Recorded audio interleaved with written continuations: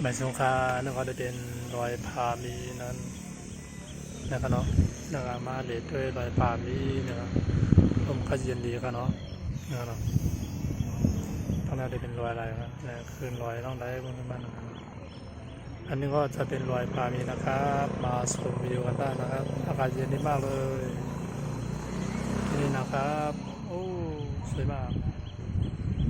ไปดูกันวิวพร้อมๆกันเลยนะอัดด้วยวิวถนนครับเนาะ